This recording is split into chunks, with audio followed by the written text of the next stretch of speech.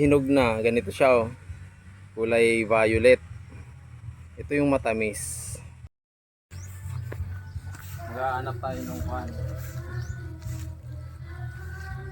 Dito, halika.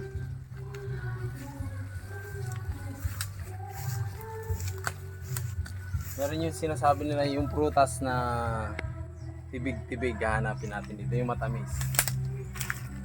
Dito.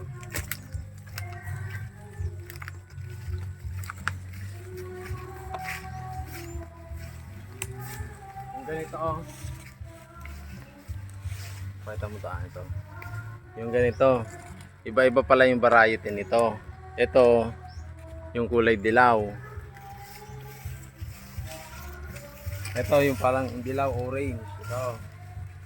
Ito siya oh. Ay, ito yung kinakain. Ito. Yung orange siya pag hilaw pa. Pero pag hinog na, ganito siya oh. Kulay violet. Ito yung matamis. Hindi ito kinakain dito pero subukan natin kasi nakita ko na to sa Facebook, ay sa TikTok, sa Facebook. Ito siya oh. Titikman natin. Matamis, ito yung matamis. Yung kulay violet to. Sarap. Masarap siya, parang ano yun, aratilis na yung buto. Masarap kuya. Ito pa oh. Yung kulay violet, masarap. Ito yung kinakain ng ibon.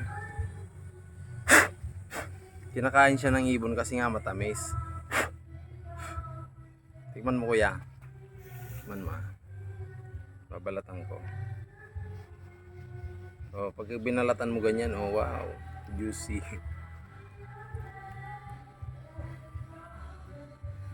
Kaya dito sa probinsya, marami yung prutas na hindi alam na kinakain pala. Yan oh, tikman mo kuya. Oh. Diba? Diba matamis? Diba masarap? Yung kulay brown. Meron yung green lang siya, green na green.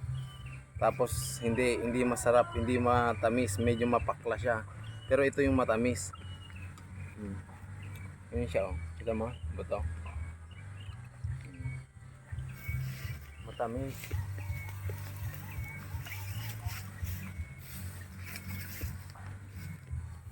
Kuhan muna tayo. Province vlog. Okay.